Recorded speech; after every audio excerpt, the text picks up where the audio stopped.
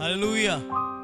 परमेश्वर का धन्यवाद हो आज की अच्छी सुबह के लिए, जो एक बार फिर से हमारे लिए उसकी नई करुणा को लेकर के आई है। आपका स्वागत करना मांगता हूँ आज की इस ऑनलाइन सर्विस में, और विश्वास करता हूँ कि आज की सुबह आपके लिए आशीषों भरी, बरकतों भरी होने वाली हो सकेगी।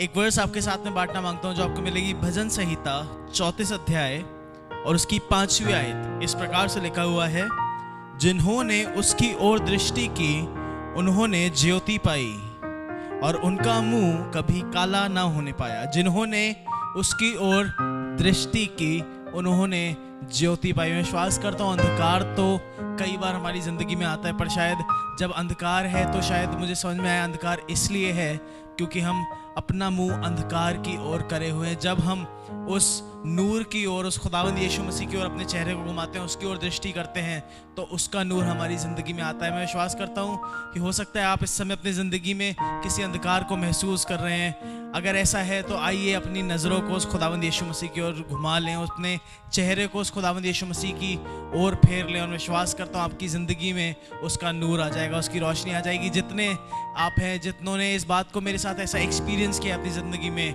आप इस बात की गवाही दे सकते हैं कि हाँ, अंधकार तो बहुत गहरा था, बहुत घोर अंधियारा था, पर वो खुदावंद ऐसा आकर के चमका कि हमारी ज़िंदगी में रोशनी हो गई। मैं विश्वास करता हूँ आज की सुबह जब हम इबादत करें तो किसी और चीज़ पे अपनी आंखें मत लगाइएगा, इस वर्शिप टीम पर अपनी आंखें मत लगाइएगा, किसी बाजे पर अपनी आंखें मत लगाइएगा, पर आज अपनी दृष्टि, अपनी आंखें उस खुदावंद यीशु मसीह की ओर लगाइए। विश्वास करता हूँ आपकी ज़िंदगी रोशन हो जाएगी। आइए उसकी इबादत करें। Praise the lord. परमेश्वर आपको आशीष दे। Praise lord, hallelujah. खुदा का धन्यवाद करते हैं एक बार फिर से आज की सुबह के लिए, और इस बात के लिए कि उसने अपनी पनाह में, अपनी सुरक्षा में हमें रखा है। और दाऊद लिखने लगा इस बात के लिए भजन 27 उसकी 4 वर्स में इस तरीके से लिखने लगा, एक वर मैंने यहोवा से मांगा है और उसी के यत्न में लगा रहूँगा। और बहुत अच्छी बात है, बहुत अच्छी इच्छा जो उसने जाहिर करी है। वो आगे लिखा हुआ है कि मैं जीवन भर यहोवा के भवन में रहने पाऊँ। हालेलुया। कोई और इच्छा नहीं जाहिर करी, कोई और लालसा नहीं रखी, लेकिन एक ही इच्छा जताई है। और कहना चाहता हूँ इस बात के लिए, ना जाने कितने लोग ऐसे हैं जो तरह तरह की चीज़ों में अपने आप को इन्वॉल्व रखते हैं, चाहते हैं कि मुझे ये मिल जाए, हम सोचते हैं हमें शायद ये मिल जाए। लेकिन अच्छा है इस बात के लिए, उसने अपनी दिल की इच्छा ये रखा है, कोई वर और नहीं मांगा है, लेकिन ये बात के लिए कहा है, खुदावन मैं जीवन भर तेरे साथ, तेरे भवन में रहना चाहता हूँ, और यही चाहता हूँ कि तेरे समीप, तेरे निकट। आज कहना चाहता हूँ इस बात के लिए कि आज जब हम उसकी उपस्थिति में हैं, जब उसके समीप हैं, जब उसके निकट हैं, आज कहें यहोवा से अपनी प्रार्थना को लेकर के उसके चरणों में यही रखें, खुदावन मुझे गाड़ी, बंगला या ये चीज़ें नहीं चाहिए, लेकिन खुदावन तेरी उपस्थिति चाहते हैं प्रभु, तेरी उपस्थिति मांगते हैं खुदावन, और यही चाहते हैं प्रभु कि तू जिंदगी भर मेरे समीप और मैं तेरे निकट बने रहने वाला हो सकूं। उसकी महिमा के लिए इस गीत को आपके साथ शेयर करूंगा, और विश्वास करते हैं इस गीत के माध्यम से आपको बहुत ऐसे बरकत मिलने पाएगी।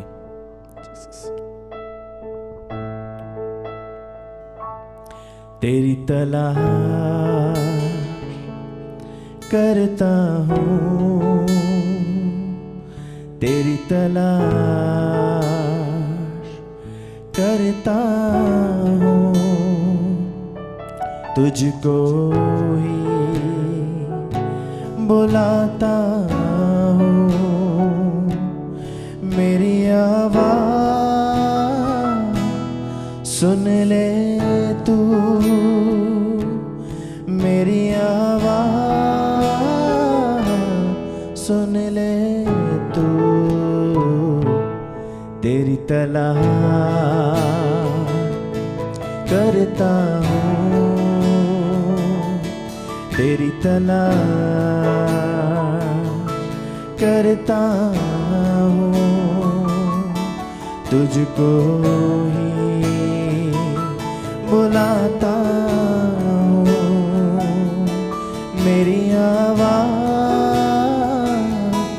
सुन ले तू मेरी आवाज़, सुन ले तू।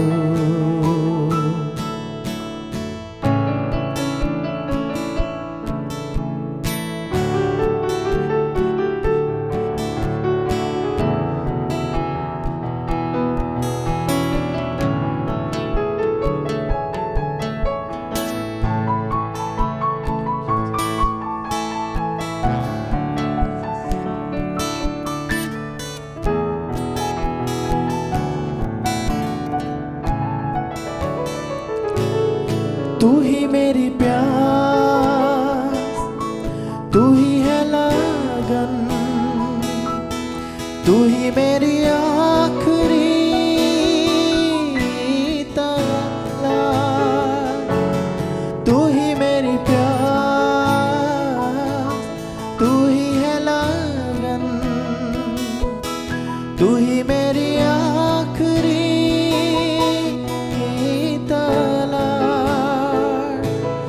जैसे हिरनी जल के लिए, वैसे मेरा दिल तेरे लिए तरसे। जैसे हिरनी जल के लिए, वैसे मेरा दिल तेरे लिए तरसे। तेरी तलाश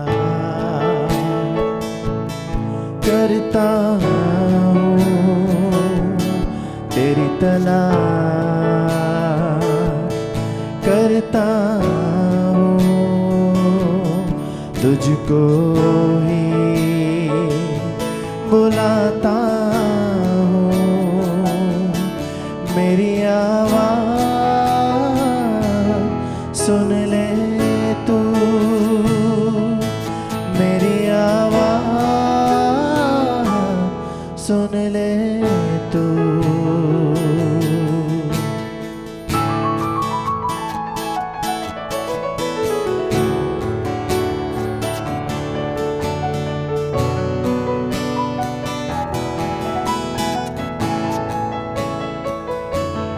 तुझ में रहूं, तू मुझ में रहे, यही मेरे दिल की है दुआ। तुझ में रहूं, तू मुझ में रहे, यही मेरे दिल की है दुआ। रात और दिन तुझे महिमा दूं, तेरे मंदिर में मैं रहूं। रात और दिन तुझे महिमा दूं, तेरे मंदिर में मैं रहूं। तेरी तलाश करता हूँ, तेरी तलाश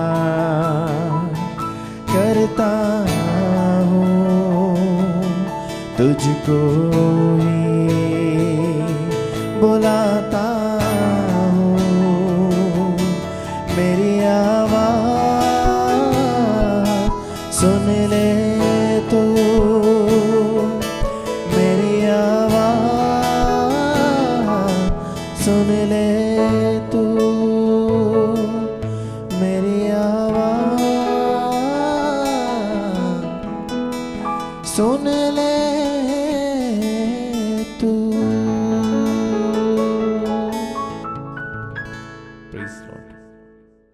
प्रेज लॉर्ड।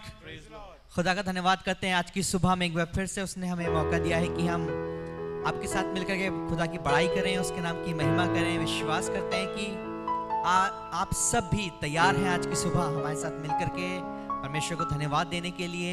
आइए उसकी महिमा स्तुति में आगे चलें और इस वचन को पढ़ें जो लिखा है दूसरा सैमुएल 6 अध्याय उसकी 11वीं आयत में। जी यहोवा का संदूक गतवासी ओबेदेदोम के घर में 3 महीने रहा, और यहोवा ने ओबेदेदोम और उसके समस्त घराने को आशीष दी। हालेलुया।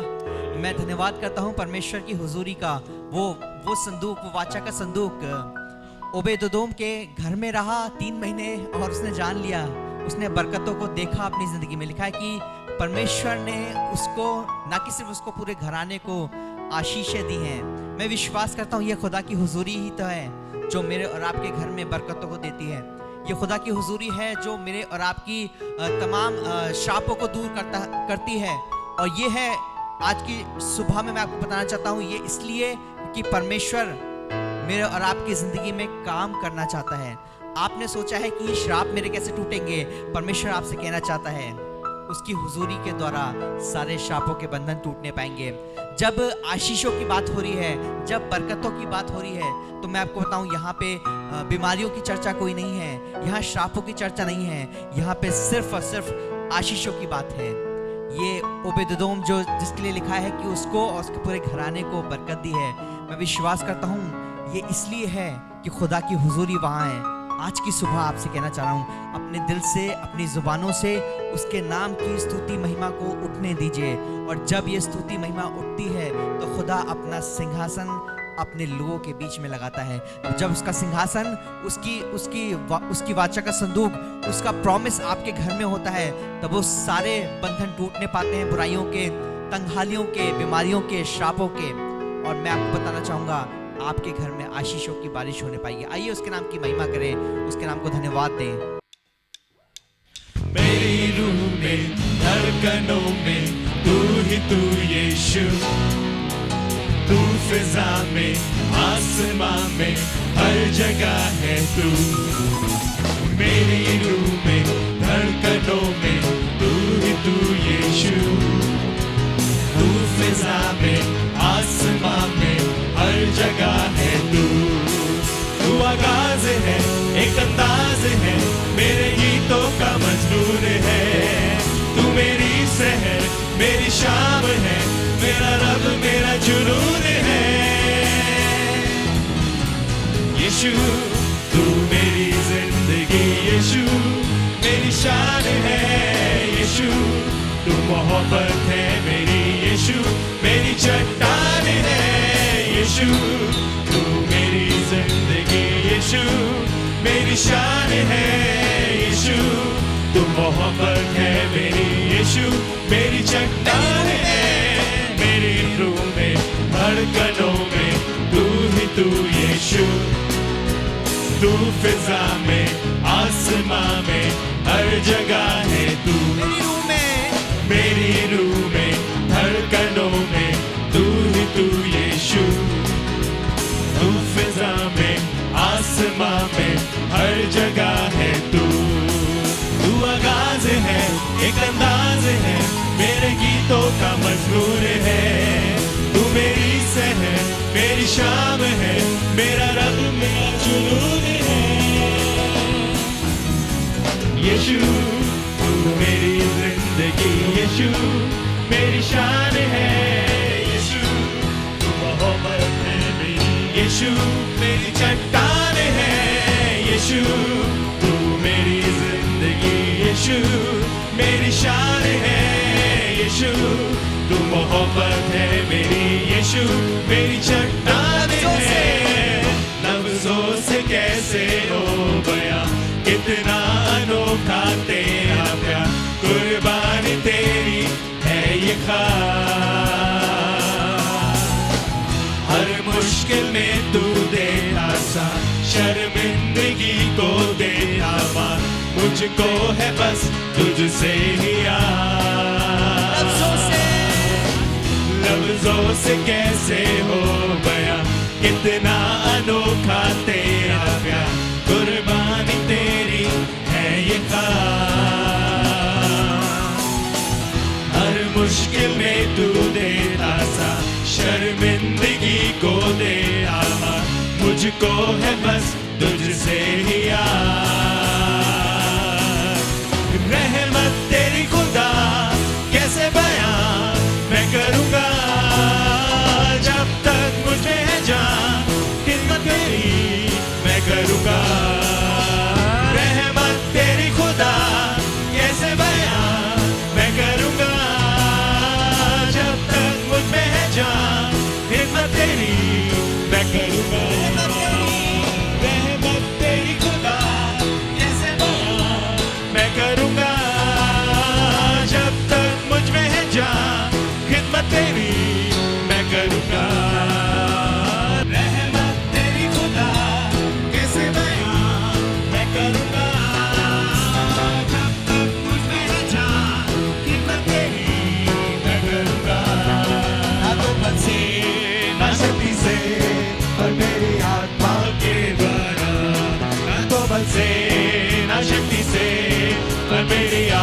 के द्वारा ये पहाड़ ढल जाएगा, ये पहाड़ ढल जाएगा, ये पहाड़ ढल जाएगा।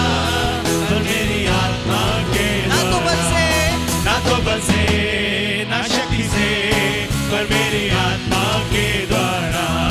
ना तो बल से ना शक्ति से, पर मेरी आत्मा के द्वारा ये पहाड़ ढल जाएगा, ये पहाड़ ढल जाएगा, ये पहाड़ ढल जाएगा।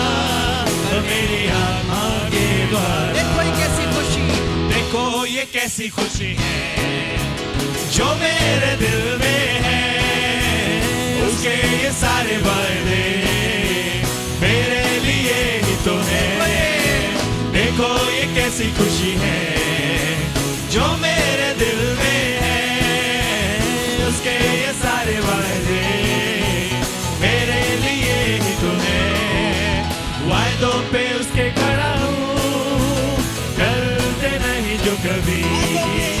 वायदों पे उसके खड़ा हूँ, डरते नहीं जो कभी। वायदों पे उसके खड़ा हूँ, डरते नहीं जो कभी। वायदों पे उसके खड़ा हूँ, डरते नहीं जो कभी। रहमत तेरी खुदा कैसे बयां मैं करूँगा, जब तक मुझ में है जान खिदमत तेरी मैं करूँगा। रहमत तेरी खुदा कैसे बयां मैं करूँगा, जब तक मुझ में है जान खिदमत तेरी मैं करूँगा। थैंक यू जीसस, यीशु तेरा धन्यवाद हो। आइए खुदा के लोगों, उस खुदा से कहें, एक प्रॉमिस करें, खुदा हर सिचुएशन में खुदा बाप अपनी ज़ुबानों से कोई गलत बात नहीं कहेंगे। हर समय इस बात को कहेंगे खुदा बाप कि तू भला है, तेरी करुणा सदा की है। आइए खुदा के लोगों कहना शुरू करें, तू भला है, तेरी करुणा सदा की है, तेरी करुणा सदा की है। हम मिट नहीं गए क्योंकि ये तेरी महाकरुणा का फल है। Thank you Jesus, thank you Jesus. यीशु तेरा धन्यवाद हो कि तू ना बदलने वाला परमेश्वर है। तू कभी नहीं बदलता है, और जैसे तू नहीं बदलता है तेरी करुणा भी नहीं बदलती। यीशु तू अपने लोगों से बेहद प्रेम करता है, तू अपने लोगों का ख्याल रखता है। यीशु तू अपने लोगों के हाथों को थामे रहता है। प्रभु हम भूल भी जाते हैं कई बार, लेकिन तू कभी नहीं भूलता है। तेरी आंखें हम पर लगी होती हैं खुदा बाप। प्रभु धन्यवाद हो तेरा कि तूने अपने पंखों के साए में हमें छिपाया है। यीशु तूने अपनी करुणा से घेर लिया है। यीशु तूने अपनी सामर्थ को हम पर उड़ेला है। यीशु और आज की सुबह खुदा बाप अपनी उसी सामर्थ के साथ तेरे नाम की बड़ाई गाते हैं और कहना चाहते हैं, यीशु जिंदगी के हर पल में तुझे मुबारक कहेंगे। यीशु सिर्फ तुझे सराहेंगे, अपनी जुबानों से हर दिन यही कहेंगे, खुदा बाप तू भला है, तेरी करुणा सदा की है। Thank you Jesus, thank you Jesus. ये जिंदगी तेरी महिमा गाती रहे अब सदा। ये जिंदगी तेरी महिमा गाती रहे अब सदा। ये जिंदगी तेरी महिमा गाती रहे अब सदा। ये जिंदगी तेरी महिमा गाती रहे अब सदा।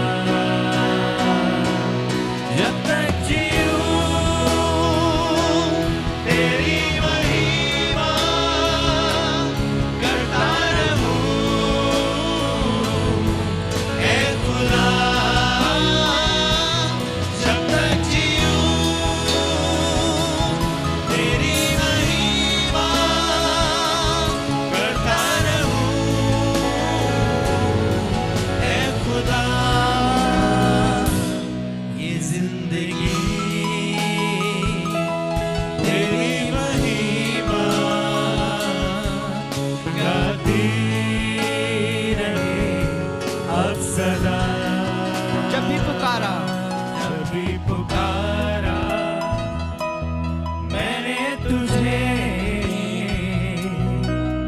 मेरी हर दुआ को तूने है सुना, हर एक कदम पर साथ रहा, पास तुझको महसूस किया। होसना, अब होसना तेरी खुदा, इस जिंदगी को तुझको दिया। अब होसना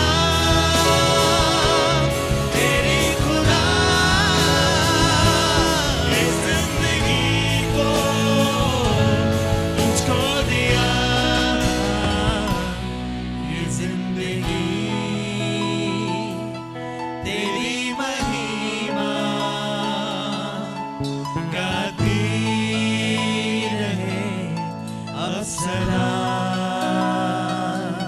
ये जिंदगी तेरी महिमा गाती रहे अब सदा। Thank you Jesus. मेरे खुदा के लोगों, खुदा से प्रॉमिस करें, प्रभु धन्यवाद हो तेरा कि तेरी करुणा हम पर सदा बनी है। प्रभु इसी तरह से हमारी जुबानों से भी सदा तेरे नाम की महिमा होती रहे यीशु। हर दिन प्रभु हमारी जुबान ये कहे तू भला है, तेरी करुणा सदा की है यीशु। तेरा धन्यवाद हो उन सारी प्रार्थनाओं को सुनने के लिए यीशु। प्रभु तेरा धन्यवाद हो उन प्रार्थनाओं के उत्तर देने के लिए यीशु। और आज की सुबह भी अगर किसी के दिल में कोई प्रार्थना है यीशु, तो उनका जवाब दे यीशु। हम विश्वास करते हैं प्रभु कि तेरे अनुग्रह का हाथ हम सब पर बना है। सारा आदर महिमा तेरा है यीशु। हम घटे और तू बड़े यीशु। हर बात में तुझे महिमा देते हैं, यीशु के नाम से मांगते हैं, आमीन। Thank you, Jesus. Thank you, Lord. Wonderful God. मुझे सहायता यहोवा की ओर से मिलती है जो आकाश और पृथ्वी का करता है। आज सुबह की इस बहुत अच्छी इबादत में आप में सारे का स्वागत है और मैं यकीन करता हूँ कि खुदावंद का कलाम मुझे और आपको बरकत देगा। जैसे मैंने और आपने वर्शिप में अपने हाथ उठाए, गीत गाए हमारे साथ मिल करके, मैं यकीन करता हूँ कि खुदावंद का हाथ आपके ऊपर है और आज सुबह खुदावंद का कलाम मुझे और आपको अपनी बरकतों से मामूर करेगा और मुझे और आपको बरकत देगा। खुदावंद के कलाम में मैं पढ़ रहा था ज़बूर 73। ज़बूर 73 में बहुत सी बातें लिखी हुई हैं, पर खुदावंद के कलाम में ऐसा लिखा है कि दाऊद कहने लगा कि मेरा मन तो कड़वा हो गया था और मेरा अंतःकरण छिद गया था। कई बार हम सब भी अपनी जिंदगी के अंदर इस अनुभव से गुजरते हैं, इस तजर्बे से कि मन खराब हो जाता है। और मन खराब होने का रीजन क्या है कि जब हम संसार में देखने लग जाते हैं, जब हम ऐसे लोगों को जो बुराई में अपनी जिंदगी बिता रहे हैं फिर भी कामयाब दिखते हैं, ऐसा लगता है कि वो आराम से सोते हैं, उनको किसी तरीके की कोई प्रॉब्लम नहीं है। हालांकि मैं और आप उनकी बुराइयों को जानते हैं। और ऐसे समय में कई बार धर्मी जन का मन कड़वा हो जाता है और ये लगने लगता है कि फिर हम क्यों खुदावंद के साथ में चलें या खुदावंद के नाम की महिमा करें। तो मेरी बाइबल ने मुझे बताया, दाऊद कहने लगा कि मैं तो पशु सरीखा मनुष्य था और यह समझता भी नहीं था। मैं तेरे संग रहकर भी पशु के समान ही था, तो भी मैं निरंतर तेरे संग ही था, क्योंकि तूने मेरे दाहिने हाथ को पकड़ रखा था। मैं विश्वास करता हूं कि शायद आपकी जिंदगी में भी बहुत बार ऐसे मौके आए होंगे जब आपने सोचा होगा अपने आप को परमेश्वर के मार्ग से अलग हटाने के लिए, खुदा के कलाम से दूर रखने के लिए। शायद आपने सोचा होगा कि अब खुदा के घर जाने से, खुदा उनकी बंदगी करने से, उसकी इबादत करने से कुछ हासिल नहीं होगा। लेकिन खुदा के बंदे दाऊद ने एक बहुत बढ़िया बात बताई है कि मन कड़वा होने के बावजूद भी, अंतःकरण कड़वा होने के बावजूद भी उसने कहा कि तो भी मैं तेरे संग ही था, इसलिए कि तूने अपने दाहिने हाथ से मुझे थाम रखा था। मैं विश्वास करता हूं हमारे नकारात्मक होने में भी आसमान का खुदा मुझे और आपको छोड़ता नहीं है। यही तो उसकी भलाई है, यही तो उसकी करुणा है, यही तो उसका प्यार है। न जाने कितनी बार हम सब अपनी जिंदगी में उससे दूर होने का प्रयत्न करते हैं, पर आसमान का खुदा अपने दाहिने हाथ से मुझे और आपको पकड़े रहता है। मैं आज सुबह आपसे बातें कर रहा हूं। खुदा उनके कलाम में एक बहुत खास इबारत की तरफ आपका ध्यान ले जाना मांग रहा हूं। इसी ज़बूर 73 और उसके 24वें पद में ऐसा लिखा हुआ है, तू सम्मति देता हुआ मेरी अगुवाई करेगा और तब मेरी महिमा करके मुझको अपने पास रखेगा। कितना बढ़िया है कि आसमान का खुदा मुझे और आपको सम्मति या सलाह देना चाहता है। आसमान और ज़मीन का खुदा मुझे और आपको अपनी सलाह दे करके, अपनी सम्मति दे करके, अपनी मशवरत दे करके मुझे और आपको संभालना चाहता है। और ना केवल इतना, बल्कि बाइबल कहती है तब मेरी महिमा करके मुझको अपने पास में रखेगा। मुझे और आपको आसमान का खुदा इज्जत देना चाहता है, मुझे और आपको आसमान का खुदा महिमा देना चाहता है। वो मुझे और आपको अपनी ग्लोरी से, अपने जलाल से भरपूर करना चाहता है। वो मुझे और आपको सम्मति देना चाहता है। एक और खुदा उनके कलाम में मैं पढ़ रहा था, नीति वचन और उसके 15वें अध्याय और उसके 22वें पद में ऐसा लिखा हुआ है कि बिना सम्मति के लोग बर्बाद हो जाते हैं, नेक सलाह के बगैर लोग तबाह हो जाते हैं। पर जहां पर सलाहकार मौजूद होते हैं, जहां पर ढेर से सलाहकार होते हैं, अच्छी सलाह देने वाले, तो वहां पर मंसूबे पूरे हो जाते हैं, वहां पर इरादे जो हैं वो इस्टेब्लिश किए जाते हैं, जो कुछ प्लान किया जाता है वो हो जाता है। खुदा उनका कलाम मेरी और आपकी सहायता करे। याद रखिए, इस ज़मीन के ऊपर यूं तो हर कोई सलाह देने को तैयार रहता है, उसे मालूम भी नहीं होता अच्छी है या बुरी है। मेरे एक मित्र ने मुझे एक दिन ऐसा बताया, उन्होंने कहा कि मेरे गले में दर्द था और गले में बहुत दर्द हो रहा था। तो मैंने अपने एक दोस्त से पूछा, उसने कहा अरे कुछ नहीं, गले में थोड़ा सा खाने वाला चूना लगा लो और गला ठीक हो जाएगा। कह रहे कि अभी दूसरा दोस्त मुझसे मिलने के लिए आया और उसने कहा कि नहीं नहीं नहीं, अरे चूने से कुछ नहीं होता, थोड़ी हल्दी लगा लो और हल्दी लगाओगे तो गला ठीक हो जाएगा। अच्छा, अभी तीसरा एक और दोस्त आया और आकर के कहने लगा नहीं नहीं नहीं, ना तो चूने से ना हल्दी से, लेकिन अगर तुम मिर्च लगाओगे, लाल मिर्च घिस लो अपने गले में तो ठीक हो जाओगे। मेरे दोस्तों, न जाने इस संसार में जिनके पास में सलाह देने की गिफ्टिंग भी नहीं है, सलाह दे भी नहीं सकते हैं, वो भी सलाह देते हैं। और अक्सर तो मैंने देखा है उन लोगों को जो मेडिकल का बिल्कुल ज्ञान नहीं रखते, पर आपको कोई ना कोई दवाई बताते जरूर से हैं, चाहे सही हो या गलत हो। आपके सर में दर्द है, कहेंगे कोई भी टैबलेट बता देंगे जो उन्होंने सुनी हुई है। सलाहकार कैसे हैं, इस पर भी मुझे और आपको ध्यान करना चाहिए। पर खुदा उनके कलाम में लिखा है कि वो अपने बंदे के लिए, कि वो अपने लोगों को सम्मति देता है, उनकी अगुवाई करता है, सलाह भी देता है और आगे आगे भी चलता है, और उसके बाद में फिर उनको महिमा दे करके अपने पास में रखता है। यह है आसमान के खुदा का प्लान। क्या आपको मालूम है कि खुदाउन का कलाम सलाह के विषय में बहुत बातें करता है। मैं ज़बूर 16 पढ़ रहा था, ज़बूर 16 और उसके 7वें पद में इस तरीके से लिखा है कि मैं यहोवा को धन्य कहूँगा इसलिए कि उसने मुझे सम्मति दी है। मेरे दोस्तों, अपनी ज़िंदगी में आसमान और ज़मीन के खुदा को मुबारक कहिए, क्योंकि वो सम्मति देने वाला खुदावंद है। वो मुझे और आपको सलाह देने वाला खुदा है।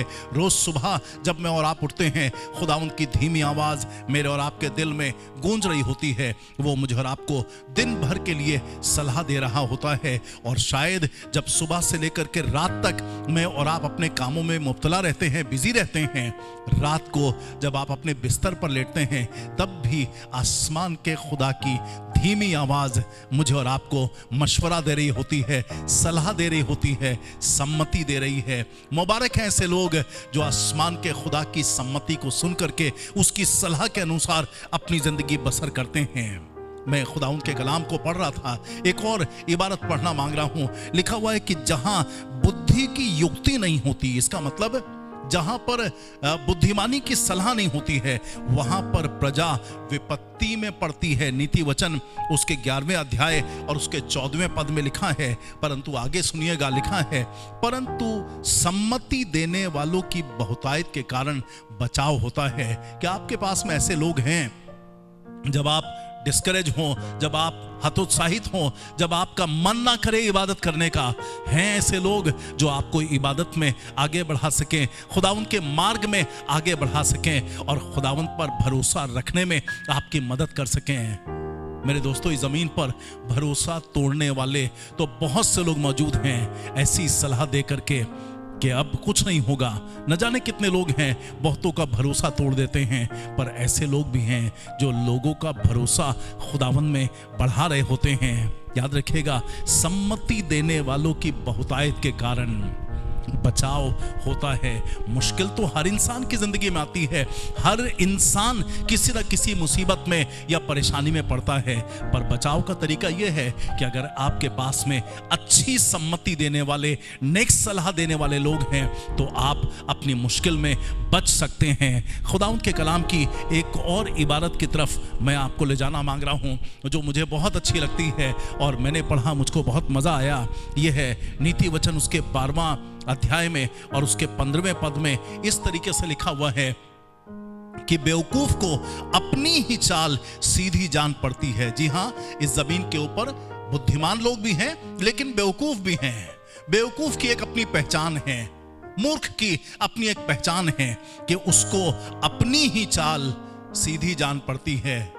मालूम नहीं होता कि अंत में क्या है, लेकिन जो प्रेजेंट है उसको देख करके वो अपनी सीधी चाल, अपनी चाल को सीधी समझ रहा है। बाइबल कहती है मेरे दोस्तों, परंतु जो सम्मति मानता है वो बुद्धिमान होता है।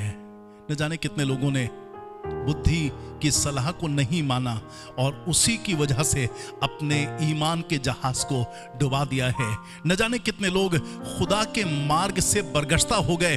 अरे ठीक ठाक प्रभु में बढ़ रहे थे, लेकिन बढ़ते बढ़ते एकदम से पीछे लौट गए। मालूम क्या हुआ?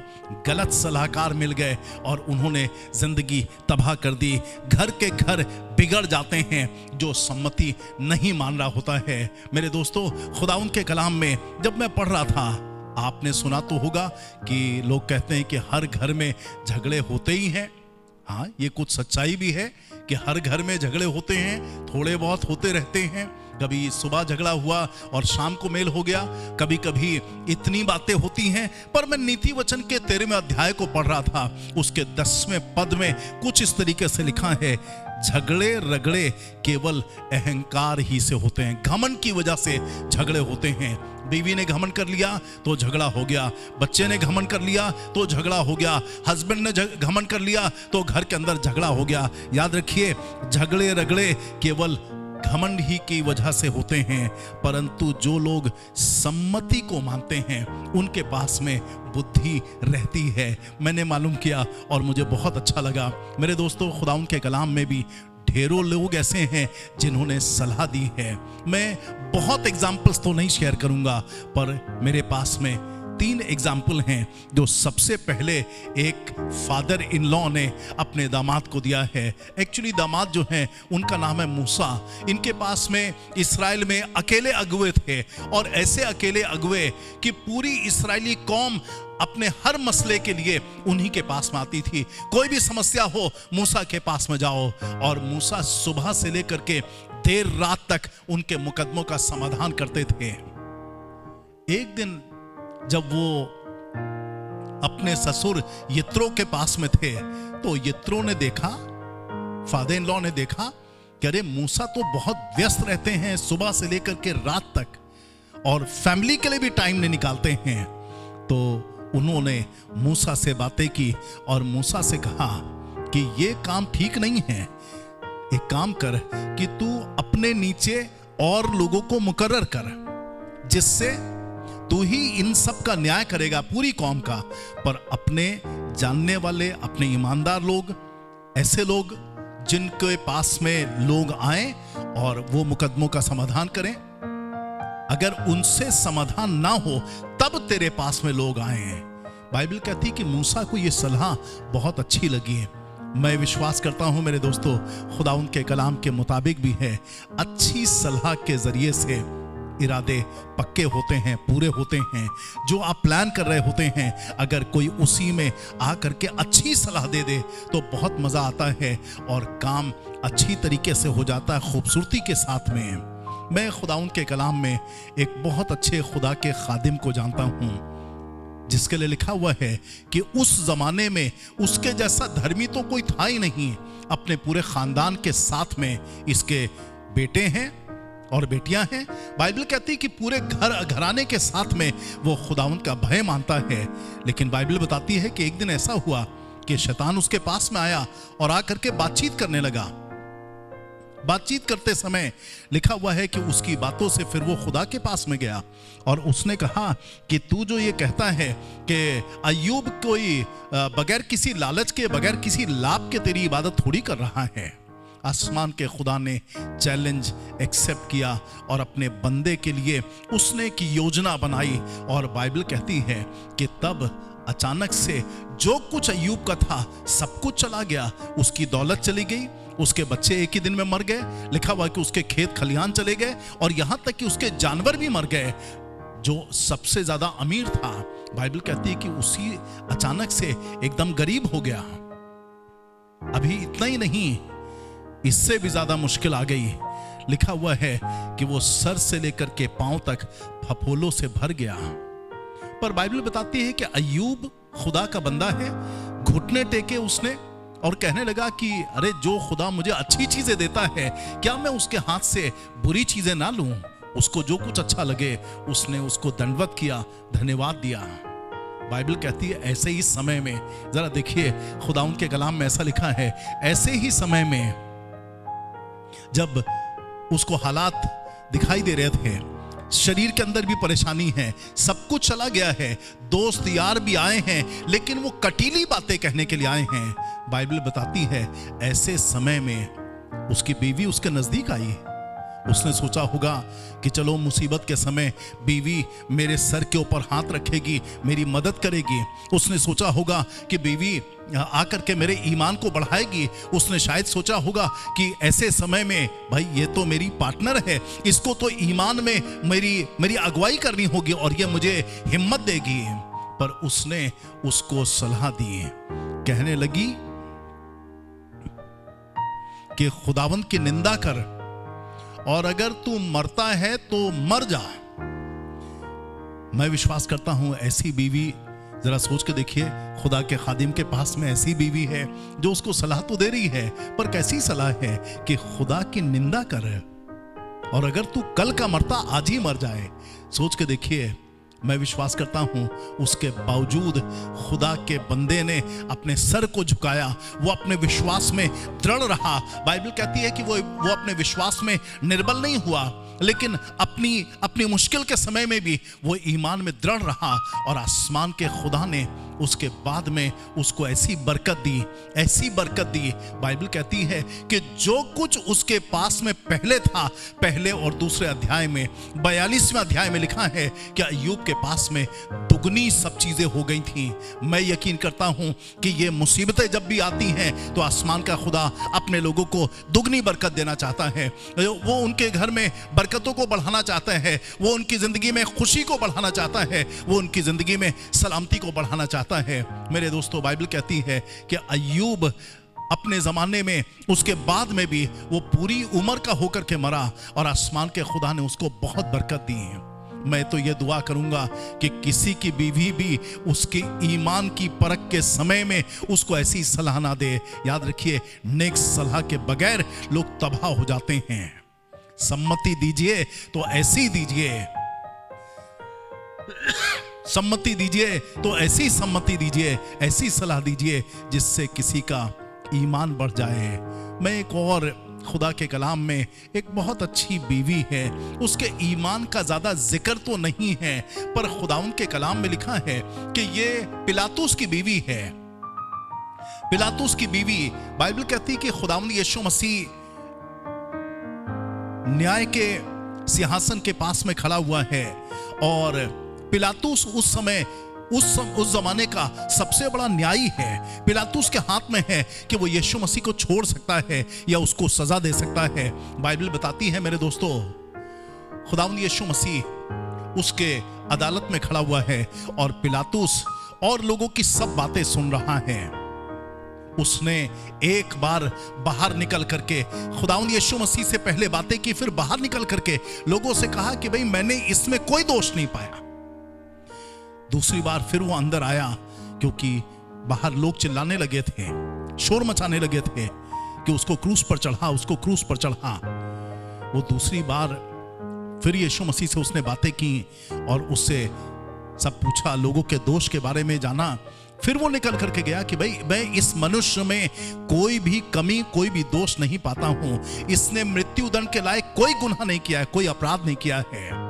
पर बाइबल कहती है अभी तीसरी बार से पहले, इससे पहले कि खुदावंद यीशु मसीह क्रूस पर चढ़ाने की आज्ञा उसको दे दी जाए कि उस यीशु को क्रूस पर चढ़ाया जाए, बाइबल बताती है मत्ती की इंजील उसके 27वें अध्याय और उसके 19वें पद में लिखा हुआ है कि पिलातुस के पास में एक चिट्ठी घर के अंदर से भेजी गई और उसमें उसकी पत्नी ने कुछ इस तरीके से लिखा हुआ था कि इस धर्मी जन के विषय में तू अपने हाथ को ना बढ़ा, क्योंकि रात में अपने स्वप्न में मैंने उसकी वजह से बहुत दुख पाया है। मैं यकीन करता हूं इस पिलातुस की पत्नी को खुदावंद यीशु मसीह के दुख भोग की सारी बातें स्वप्न में दिखाई गई होंगी। शायद कोड़े पड़ता हुआ खुदावंद यीशु मसीह दिखाया गया, शायद क्रूस उठाता हुआ खुदावंद यीशु मसीह दिखाया गया। मैं विश्वास करता हूं कि पिलातुस की पत्नी को खुदावंद यीशु मसीह का क्रूसिफिक्शन दिखाया गया है स्वप्न में,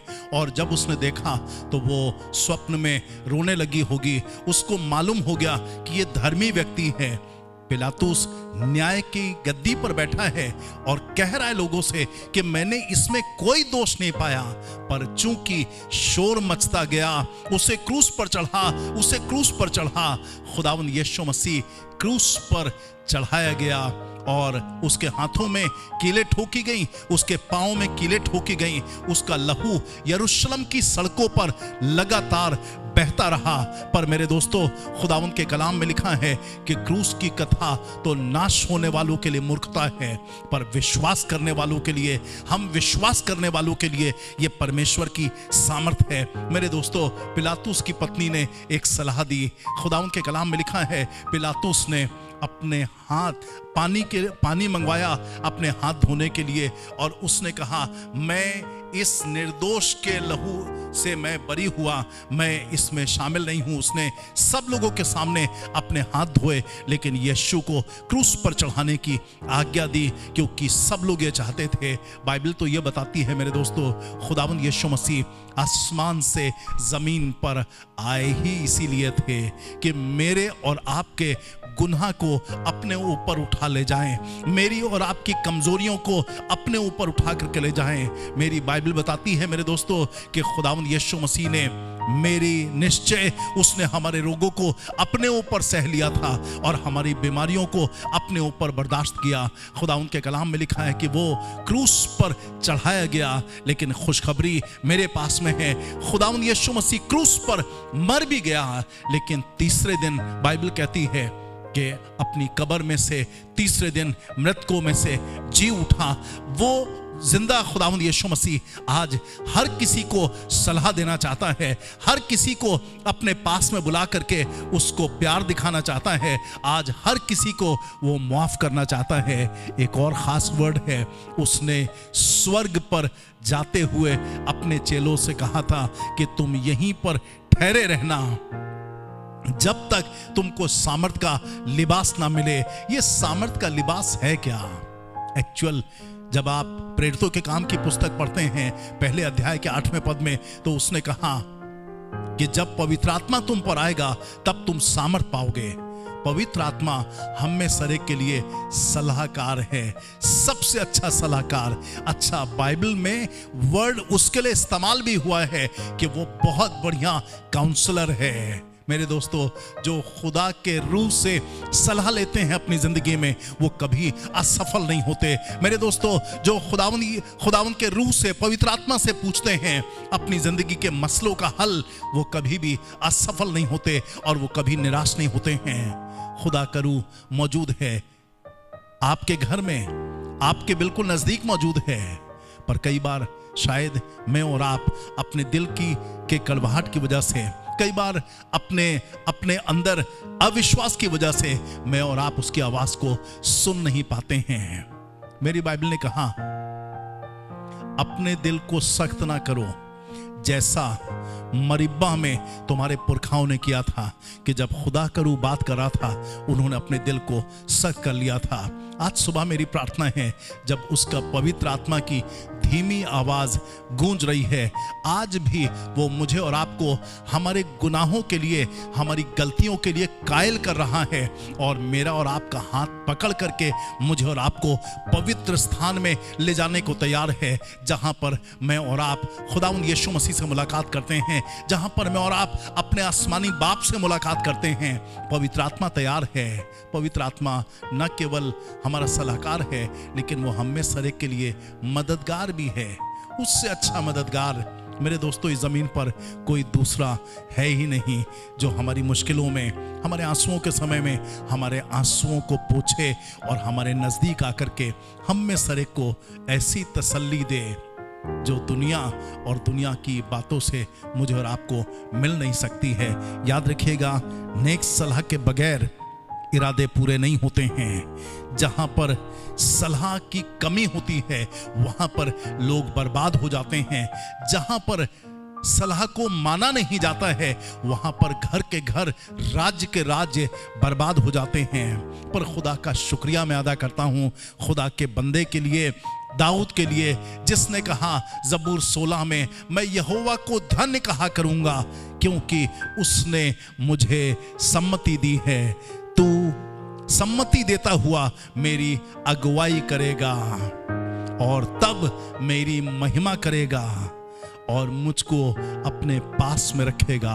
आसमान और ज़मीन का खुदा मुझे और आपको इस दुनिया के अंदर छोड़ नहीं देना चाहता है, लेकिन वो चाहता मैं और आप उसके पास में रह सकें। मेरी प्रार्थना है खुदावंद यीशु मसीह मेरी और आपकी सहायता करे। प्रकाशित वाक्य की पुस्तक में कई बार लिखा है कि जिसके कान हो वो सुन ले। आप कहेंगे कि कान तो है मेरे पास में, अरे मैं सुनता भी हूं। नहीं नहीं नहीं, खुदा के रूह की आवाज को सुनने के लिए हमारी ये जिस्मानी कान काफी नहीं है। मुझे और आपको उसकी आवाज दिल से सुननी होती है और कई बार हमारा दिमाग उसमें रोड़े भी अटका रहा होता है। पर याद रखिए, जो खुदा के रूह की आवाज को सुनते हैं और अपनी उसकी सलाह को मानते हैं, वो कभी भी अपनी जिंदगी में असफल नहीं होते। असंभव चीजें भी आसमान का खुदा आपके वसीले से पॉसिबल करवाएगा। आइए अपनी आंखों को बंद करें, खुदा उनके हुजूर चलें और दुआ करें। Wonderful God, thank you Jesus. हमसे प्यार करने वाले हमारे जिंदा खुदावंद है। मेरे खुदावंद, तू बहुत अच्छा है, तू बहुत भला है। हम सब जितनी तेरी तारीफ करें खुदावंद, वो बहुत कम है, अल्फाज कम पड़ जाते हैं। खुदावंद, हमारी वोकैबुलरी में ऐसे अल्फाज हैं भी नहीं जिनसे हम पूरी तरीके से तेरी तारीफ कर सकें। तू इतना अच्छा है खुदावंद कि अपने रूह के जरिए से हम में सरे को सलाह देता है। आज सुबह भी आप सलाह दे रहे हैं। आज सुबह भी आप किसी को सलाह दे रहे हैं कि पश्चाताप करो। किसी को सलाह दे रहे हैं खुदावंद पर ईमान करो। किसी को सलाह दे रहे हैं कि अपने मसले अपने आप मत सुलझाओ, खुदा के रूह के पास में आओ और खुदावंद मसलों को सॉल्व करेगा। खुदा आप चाहते हैं एक एक जन को बरकत दीजिए। तेरे कलाम के सुनने वालों पर तेरे बरकतों की बारिश आसमान से हो। हर घर की आवश्यकताएं तेरे नाम में पूरी हो। खुदावन जो अपने फाइनेंसेस के लिए परेशान हैं, आसमानी भंडार उनके लिए खोल दीजिए और खुदावन उनकी गवाही हो कि आसमान के खुदा ने हमें बरकत दी है। मेरे खुदावन अगर कोई बीमार है और ऐसी बीमारी में मुब्तला है जिसको लग रहा है कि मैं चंगा नहीं हो पाऊंगा, ओ प्यारे खुदावंद अपने पवित्र हाथ को बढ़ाइए और अभी और इसी समय उसको छू लीजिए। खुदावंद यीशु मसीह, किसी हार्ट पेशेंट के लिए मैं दुआ करता हूँ खुदावंद, जिसके दिल में प्रॉब्लम है, खुदावंद अपने बड़े हाथ को बढ़ा और अभी और इसी समय उसको छू लीजिए। खुदावंद यीशु मसीह, आंखों की हर तरह की बीमारी यीशु मसीह के नाम में जाए। खुदावंद दुआ करते हैं तेरी बड़ी सामर्थ एक एक की जिंदगी में स्वर्ग से उंडेली जा रही है और हम तेरे नाम को धन्यवाद देते हैं प्रभु। आज सुबह भी न केवल तू सलाह दे रहा है बल्कि आश्चर्य कर्मों को कर रहा है और खुदावंद हम मिल करके गवाही सुनेंगे और तेरे नाम को जलाल देंगे यीशु मसीह नासरी के नाम से, आमीन। अब हमारे खुदावंद यीशु मसीह का फजल, खुदा बाप की मोहब्बत और पाक रूह की रिफाकत और शराकत हम में सरे के साथ अब से लेकर के हमेशा हमेशा तक होती रहे, आमीन, आमीन। अपनी और आपकी संगति के लिए, अपनी और आपकी रूहानी तरक्की के लिए एक और इबादत हम लोगों ने ज़ूम पर शुरू की है, जो एवरी वेंसडे शाम को 7 बजे से 8 बजे के बीच में होती है। स्क्रीन पर दिए गए नंबरों से आप संपर्क कर सकते हैं, जिससे जूम आईडी का नंबर आपको भेजा जा सके। खुदावंद आपको बहुत बरकत दे। अगरचे आप आज भी ये निर्णय लेते हैं, खुदा का रूह आपसे कह रहा है, assemblies of believers church Bareilly को अपने दशमांश के जरिए से, अपने स्पेशल ऑफरिंग्स के जरिए से, अपने स्पेशल डोनेशन के जरिए से आप सपोर्ट कर सकें, हमारे साथ में खड़े हो सकें, तो आपके लिए स्क्रीन पर assemblies of believers church Bareilly का बैंक की डिटेल आपको दी जा रही हैं, जिससे आप खुदावंद के राज्य में बो सकें और खुदावंद आसमानी झरोके खोल करके आपको ऐसी बरकत दे कि आप बहुतों को बता सकें कि मैंने खुदा के घर में बोया और आसमान के खुदा ने मुझे सरफराज किया। Praise the Lord. खुदावंद आपको बरकत दे।